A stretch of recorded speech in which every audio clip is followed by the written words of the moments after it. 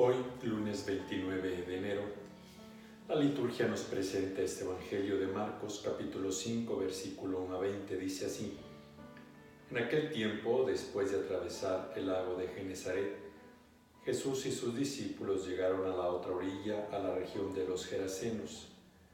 Apenas desembarcó Jesús, vino corriendo desde el cementerio un hombre poseído por un espíritu inmundo que vivía en los sepulcros.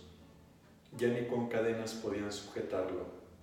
A veces habían intentado sujetarlo con argollas y cadenas, pero rompía las cadenas y destrozaba las argollas.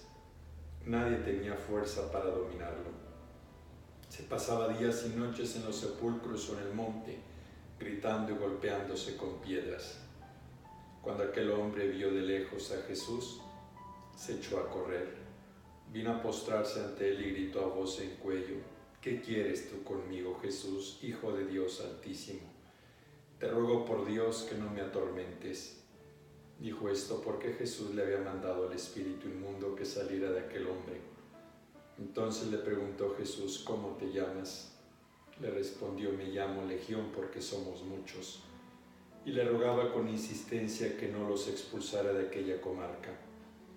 Había allí una gran piara de cerdos que andaban comiendo en la falda del monte. Los espíritus le rogaban a Jesús: déjanos salir de aquí para meternos en esos cerdos. Y él se lo permitió. Los espíritus inmundos salieron del hombre y se metieron en los cerdos, y todos los cerdos, unos 2000, se precipitaron por el acantilado hacia el lago y se ahogaron. Los que cuidaban los cerdos salieron huyendo y contaron lo sucedido en el pueblo y en el campo. La gente fue a ver lo que había pasado. Se acercaron a Jesús y vieron al antes endemoniado, aún en sano juicio y sentado y vestido. Entonces tuvieron miedo, y los que habían visto todo les contaron lo que les había ocurrido al endemoniado y lo de los cerdos. Ellos comenzaron a rogarle a Jesús que se marchara de su comarca. Mientras Jesús embarcaba, el endemoniado le suplicaba que lo admitiera en su compañía, pero él no se lo permitió y le dijo: vete a tu casa a vivir con tu familia y cuéntale lo misericordioso que ha sido el Señor contigo.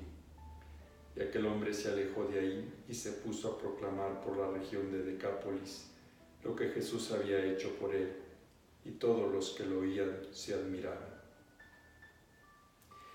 Queridos hermanos, un episodio que reclama nuestra atención ante la maldad. ¿Cuántos hombres, cuántas mujeres viven atenazados por esa maldad a veces imposible o imposibles de volver a Dios? Y hoy el Señor muestra nuevamente su misericordia. Ante el poder del maligno nos urge estar cerca de Dios. ¿Cuántas veces escuchamos que el mal se ha atenazado quizá de nuestras familias, de nuestros hogares, del matrimonio, del trabajo? Se vive con mucho odio, con mucho rencor, con mucha violencia, con mucha envidia. Y es por eso que nos urge acercarnos a Dios,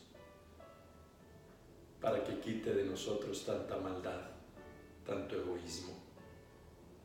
Esta es la clave: acercarnos a Él y volver a experimentar toda la maravilla de la misericordia de Dios. Vete a tu casa a vivir con tu familia y cuéntales lo misericordioso que ha sido el Señor contigo.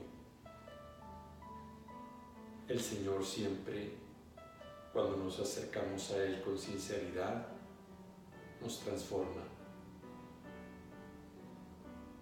Pero que no sea solo acudir a Dios cuando tenemos necesidad, sino siempre en nuestra vida,